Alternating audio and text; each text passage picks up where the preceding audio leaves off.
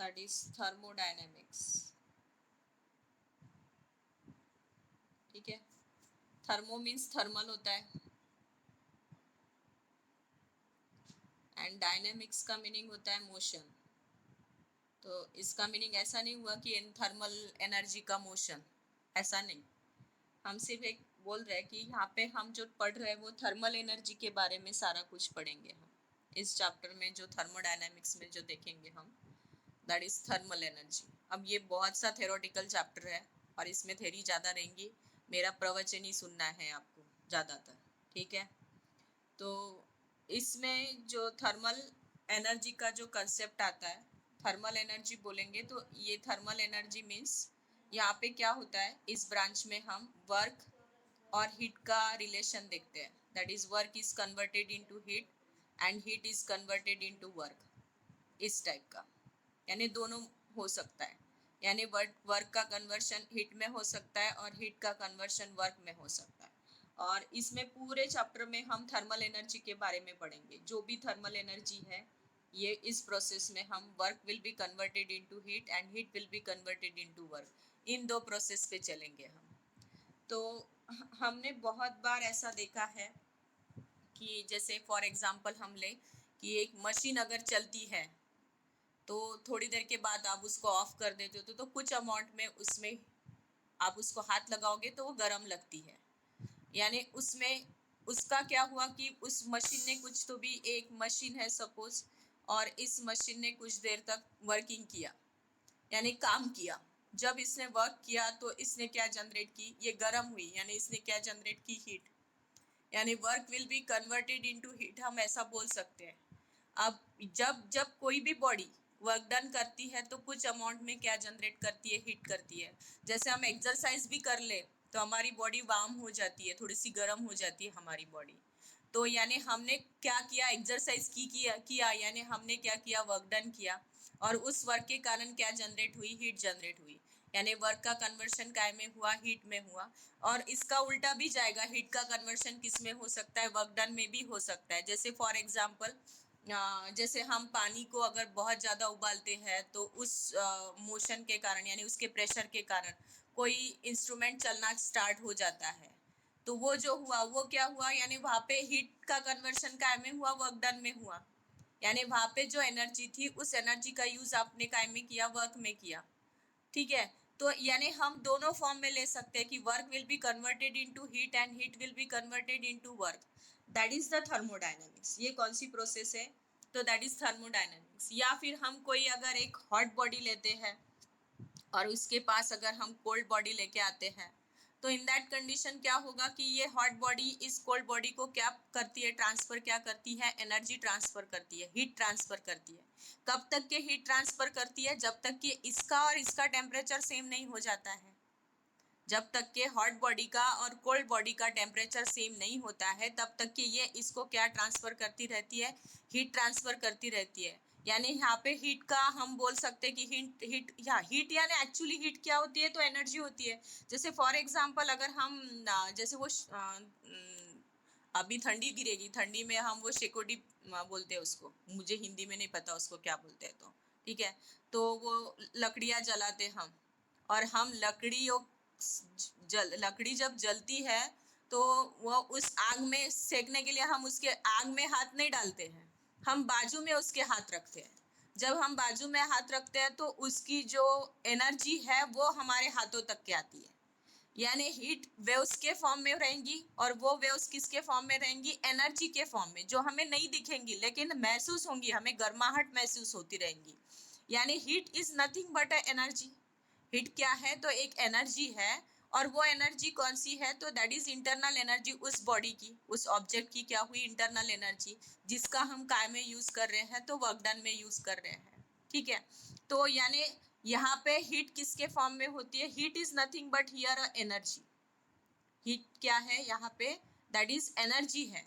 यानी वर्क का हम एनर्जी में कन्वर्शन करते हैं और एनर्जी का फिर से हम काय में कन्वर्शन कर सकते हैं, वर्क डन में भी कन्वर्शन कर सकते हैं। तो जैसे यहाँ पे जैसे आपको एक सिंपल सा एग्जांपल दिया था उसने हॉट बॉडी का और कोल्ड बॉडी का, ये यहाँ पे हीट देता है, एक्चुअली ये इसको हीट देता है, यानी क्या करता है, एनर्जी को ट्रांसफर करता है। हॉट बॉडी कोल्ड बॉडी को क्या प्रोवाइड करती है, तो एनर्जी प्रोवाइड करते हैं। और ऐसे बहुत से एग्जाम्पल मिलेंगे जहाँ पे आपको थर्मोडायनेमिक्स यूज में आएगा। यानी हमारे डेली लाइफ में तो बहुत से हैं। हम चाय की प्याली लेके बैठ जाते हैं, थोड़ी देर में अगर वहाँ पे देखेंगे तो वो चाय की प्याली हमको थोड़ी देर में वो ठंडी हो जाती है, यानी उसका जो टेम्परेचर वो डाउन डाउन होते हुए दिखता है हमें। ऐसा क्यों होता है?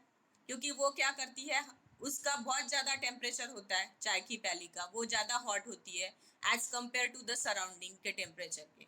और वो क्या करती है, सराउंडिंग को अपनी हीट ट्रांसफ़र करती है। और कब तक के ट्रांसफ़र करती है? जब तक के सराउंडिंग का टेम्परेचर और उस चाय के प्याली में का वो चाय का जो टेम्परेचर है वो जब तक के सेम नहीं हो जाता है, तब तक के वो अपनी हीट क्या करती रहती है, सराउंडिंग में ट्रांसफ़र करती जाती है। यानी यहाँ पे हीट एक्सचेंज भी होती है। हीट क्या होती है? एक्सचेंज भी होती है।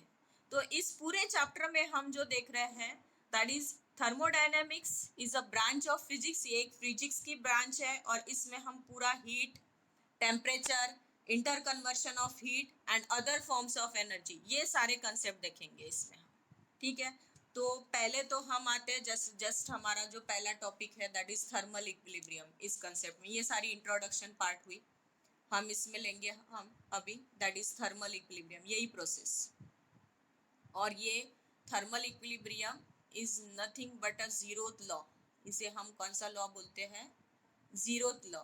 इसे जीरोथ लॉ क्यों कहते हैं? क्योंकि ये थर्मोडायनामिक्स के फर्स्ट और सेकंड लॉ के बाद डिस्कवर्ड हुआ था, इसलिए फिर इसे क्या नाम दिया जाए, तो फिर इसने इसको क्या नाम दिया, दैट इज थॉमस करके साइंटिस्ट था, उसने फिर उसको नाम दिया that is zeroth law of thermodynamics. पहले फर्स्ट लॉ डिस्कवर्ड हुआ, फिर सेकंड लॉ डिस्कवर्ड हुआ और उसके बाद फिर वो जीरोथ लॉ पे आए। तो जीरोथ लॉ क्या है? तो जीरोथ लॉ ये कहता है कि सपोज एक बॉडी है और एक दूसरी बॉडी है, ये दोनों हीट एक्सचेंज कर रही है, ए बॉडी है और बी बॉडी है, और मैं बोलूँ कि अब ये हीट एक्सचेंज करेंगी, यानी इन दोनों का टेम्परेचर कैसे हो जाएगा? सेम। यानी ए बॉडी का temperature is equals to B body का टेम्परेचर, यानी ये अब थर्मल इक्विलिब्रियम में है। दोनों का टेम्परेचर अगर सेम हो जाता है तो बॉडी कैसी हो गई? थर्मल इक्विलिब्रियम कंडीशन में हो गई। तो अगर ए बॉडी बी बॉडी को हीट ट्रांसफर करती है और ए इज इक्वल्स टू बी होता है, और बी बॉडी भी सी बॉडी को हीट ट्रांसफर करती है, तो ये भी थर्मल इक्विलिब्रियम कंडीशन में आ जाती है। यानी a is equals to B हो गया और b is equals to C हो गया, तो इसका मतलब a is equals to C भी हुआ। यानी a और c भी कौन से कंडीशन में है? थर्मल इक्विलिब्रियम के कंडीशन में है। अगर a और b का टेम्परेचर सेम है, b और c का टेम्परेचर सेम है, मीन्स a और c का भी टेम्परेचर कैसे हो गया? यहाँ पे सेम हो गया। यानी ये जो है a और c बॉडी, ये भी कौन से कंडीशन में आती है? दैट इज थर्मल इक्विलिब्रियम के कंडीशन में आ जाती है। That is the zeroth law. ये कौन सा लॉ है? तो जीरोथ लॉ है। आपने ये बहुत बार देखा होगा। सिंपल एग्जांपल आपके इसमें भी दिया है टेक्स्ट बुक में। एक ग्लास है, इसमें वाटर भरा हुआ है और इसमें हम आइस के क्यूब डाल देते हैं। थोड़ी देर के बाद हम देखते हैं कि ये आइस के क्यूब मेल्ट हो जाते हैं और वाटर का जो टेम्परेचर है वो थोड़ा सा डाउन हो जाता है। वाटर का टेम्परेचर क्या हो जाता है? डाउन हो जाता है। ये मेल्ट हो जाता है और वाटर का टेम्परेचर कैसे हो जाता है? डाउन हो जाता है। यानी ये क्या कर रहा है यहाँ पे? अच्छा, ये एनर्जी दे रहा है कि ले रहा है? आइस क्यूब क्या कर रहा है? हाँ, एनर्जी क्या कर रहा है? ले रहा है, क्योंकि इसका टेम्परेचर ये कोल्ड है, ये उसके कंडीशन में ये थोड़ा सा हॉट है। ये क्या कर रहा है? इसकी एनर्जी ले रहा है और ये दोनों अब कौन सी कंडीशन में आ जाएंगे? थर्मल इक्विलिब्रियम के कंडीशन में। ये पूरा मेल्ट हो जाएगा और कब तक के मेल्ट होगा? जब तक के इसका पूरा आइस का लिक्विड नहीं, यानी ये पूरा इसका टेम्परेचर यानी थर्मल इक्विलिब्रियम कंडीशन में नहीं आता तब तक। अब ऐसा जब बोल रहे हो, या फिर जैसे मैंने अगर एक कंटेनर में हॉट वाटर लेती हूँ और एक कंटेनर में मैं कोल्ड वाटर लेती हूँ और इन दोनों को मिक्स करती हूँ। सपोज मैंने बोला कि इसका हॉट वाटर का जो टेम्परेचर है वो 40 डिग्री सेल्सियस है और कोल्ड वाटर का है जो है 10 डिग्री सेल्सियस। मैं इसमें ये कोल्ड वाटर मिलाते जाऊंगी मिलाते जाऊंगी मिलाते जाऊंगी। एक कंडीशन ऐसी आएगी कि जब इसका और इसका टेम्परेचर कैसे हो जाएगा? सेम हो जाएगा। उसके बाद मैं कितना भी ठंडा पानी डालूं, ये 10 डिग्री सेल्सियस वाला, तो इसका टेम्परेचर उतने का उतना ही रहेगा, उससे ज़्यादा ठंडा नहीं होगा। उससे ज़्यादा ठंडा नहीं होगा। ये 10 डिग्री सेल्सियस है इसका टेम्परेचर, ये 10 डिग्री सेल्सियस जब तक के नहीं होता तब तक के ये इसका कोल्ड वाटर लेते जाएगा, यानी इसका एनर्जी इसको देते जाएगा। लेकिन जैसे ये 10 डिग्री सेल्सियस हो जाएगा, उसके बाद मैं कितना भी ठंडा पानी डालूं तो ये 10 डिग्री सेल्सियस ही रहेगा। अब ये बॉडी कौन से कंडीशन में आ गई? That is thermal equilibrium condition में, यानी इसने हीट इसको एक्सचेंज कर दी ऐसे। तो ये दोनों बॉडी कौन से कंडीशन में आ जाएगी? थर्मल इक्विलिब्रियम के कंडीशन में आ जाएगी। ठीक है, नेक्स्ट कंसेप्ट है जीरोथ लॉ में। स्टेटमेंट तो हो गया तुम्हारा, यही है स्टेटमेंट, पूरा वही देना है आपको स्टेटमेंट में। नेक्स्ट आता है heat, internal energy and work. तो उसमें तो पहले हम हीट के बारे में देखते हैं, इंटरनल एनर्जी के बारे में देखते हैं। What is internal energy? ये कंसेप्ट पे आते हैं, फिर हम सिस्टम पे आते हैं। What is internal energy? Internal energy क्या होती है? एक मिनट, हाँ, चलो नेक्स्ट कंडीशन आते हैं हम। What is internal energy?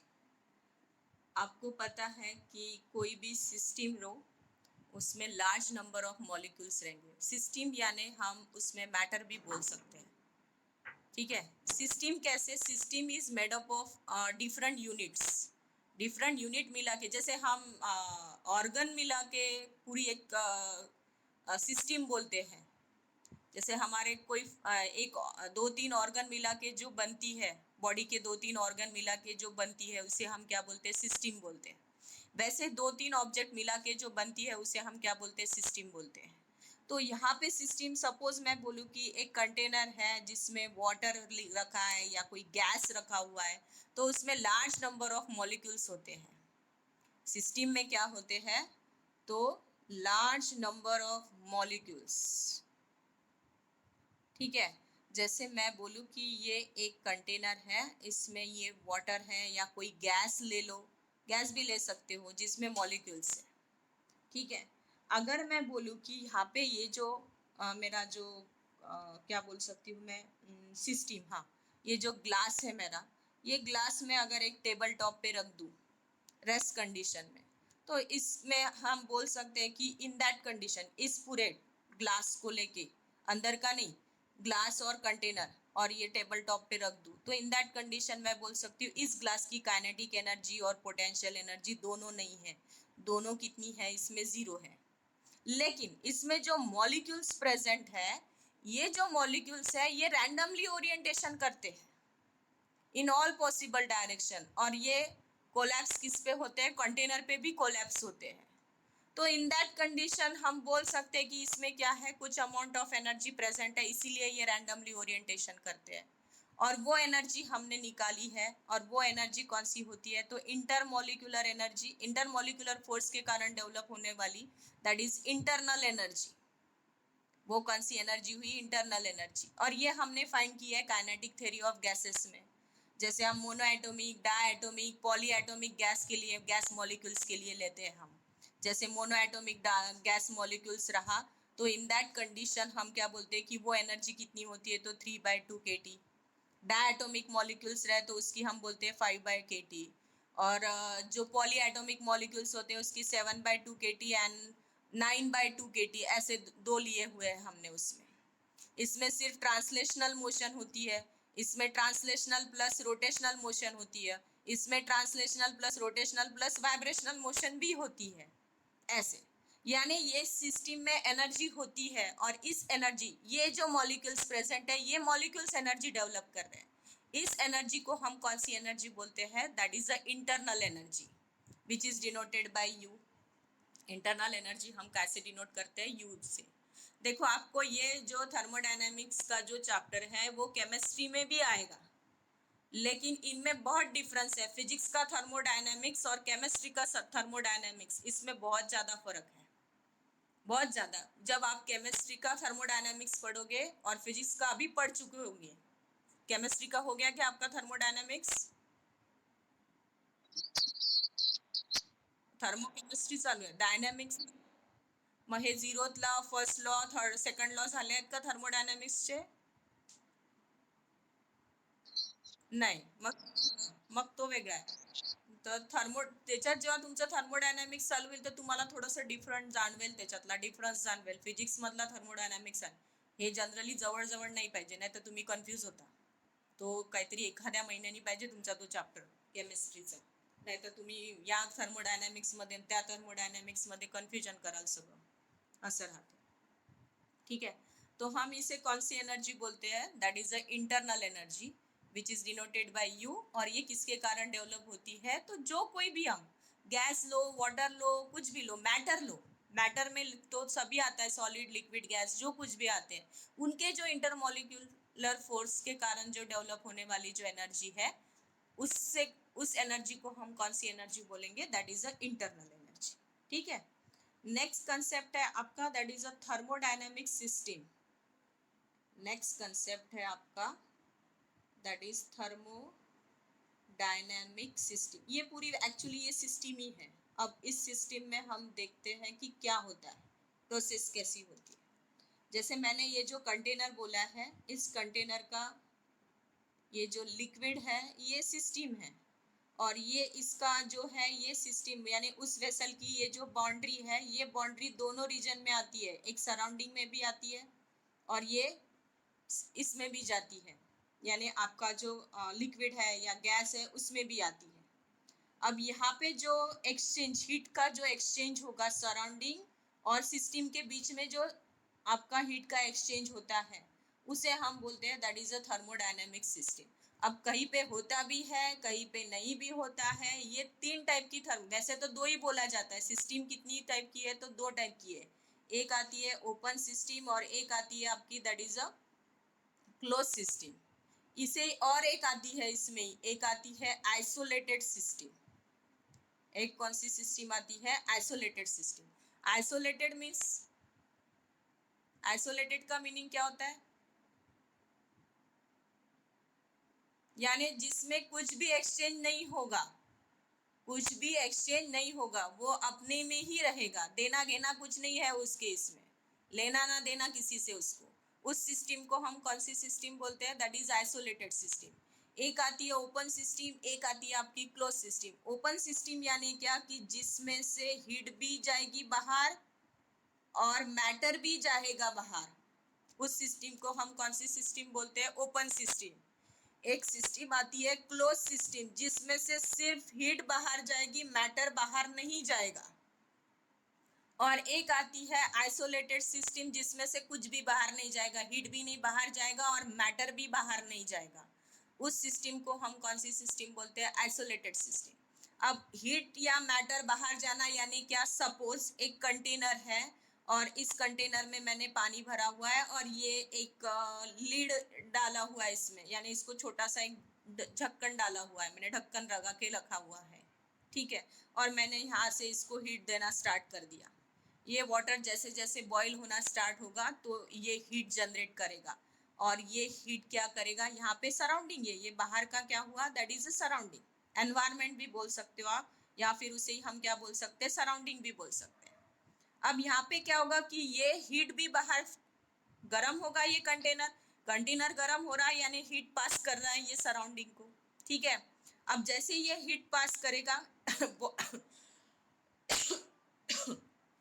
जैसे ये बॉईल होना स्टार्ट होगा, वैसे वैसे इसका वॉल्यूम, प्रेशर, वो सारा चेंज तो होगा ही, और साथ में जैसे बॉईल होगा तो इसमें से स्टीम निकलना चालू होगी, यानी इस लिक्विड का कन्वर्शन काय में हुआ?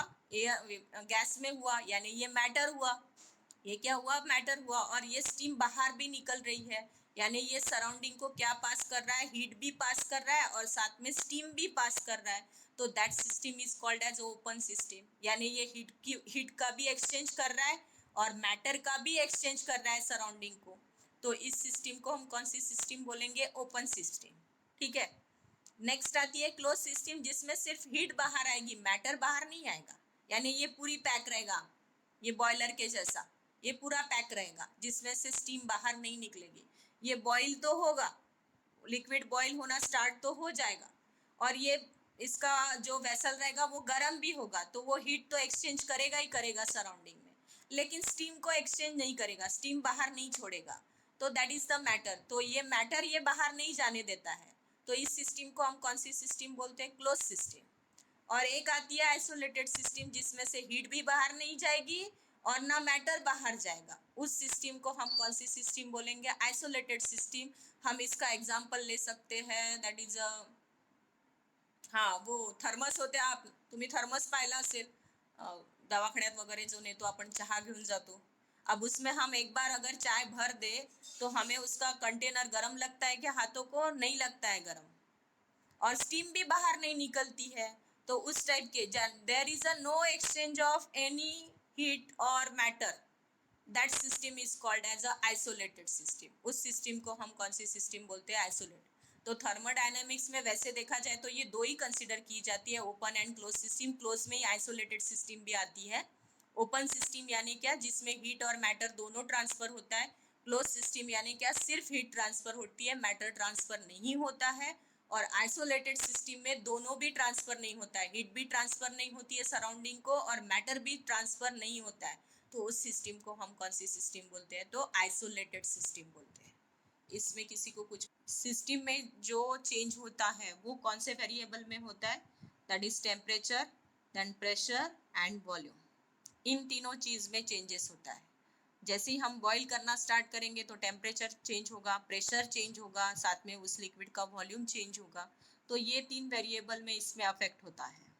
ठीक है, नेक्स्ट कन्सेप्ट है, आत्ता कोणीतरी मला एक मेसेज टाकला होता, काय टाकला होता बेटा?